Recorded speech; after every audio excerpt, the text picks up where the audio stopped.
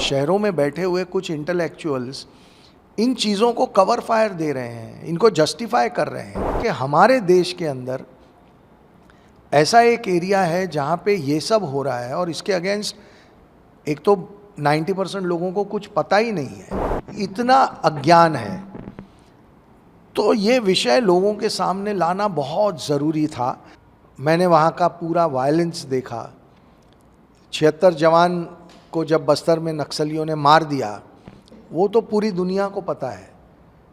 और तब जेएनयू में सेलिब्रेशन हुआ। हमारे देश की इतनी प्रतिष्ठित यूनिवर्सिटी में जवानों की मौत पे सेलिब्रेशन होना, इससे हम तब भी दुखी थे, आज भी दुखी हैं।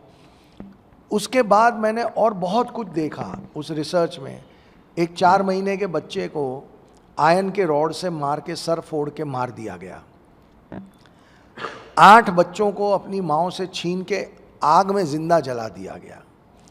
और कई ऐसे एपिसोड हैं, कहीं 36 जवानों को मार दिया, 8 जवानों को मार दिया।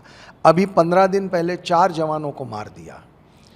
फिर हम बस्तर जब गए तो हमने देखा कि रास्ते नहीं बन सकते, ऑर्डर है, रास्ते बनाएंगे तो गोलियां चलेंगी, स्कूल नहीं बनेंगे, हॉस्पिटल नहीं बनेंगे, मोबाइल नेटवर्क नहीं आएगा, भारत का झंडा आप नहीं फहरा सकते।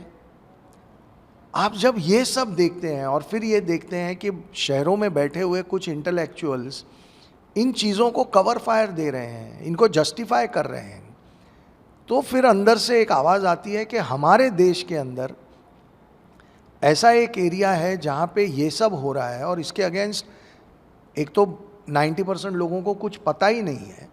मैं आज भी मेरे कई दोस्तों को बताता हूँ कि कौन सी फिल्म बना रहे हो, वो बस्तर, वो क्या है, बस्तर का मतलब क्या होता है? अरे भाई, बस्तर छत्तीसगढ़ के अंदर एक इलाका है, बस्तार। इतना अज्ञान है।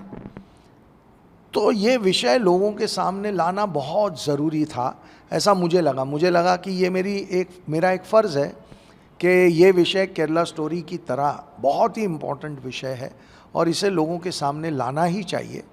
देखिए, हमारे देश में कोई भी पॉलिटिकल विचारधारा हो सकती है। आप किसी पॉलिटिकल पार्टी या किसी नेता का विरोध कर सकते हैं, आपका हक है और ये हमारी डेमोक्रेसी की ब्यूटी है।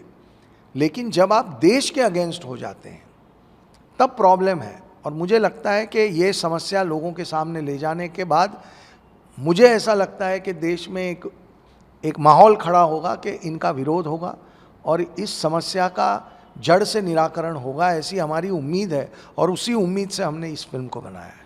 तो क्योंकि हमारी कोशिश ये रही कि हम फिल्म को बिल्कुल आपको छत्तीसगढ़ दिखाएं क्या है, और वो क्रिएट करना एक बहुत बड़ा चैलेंज था।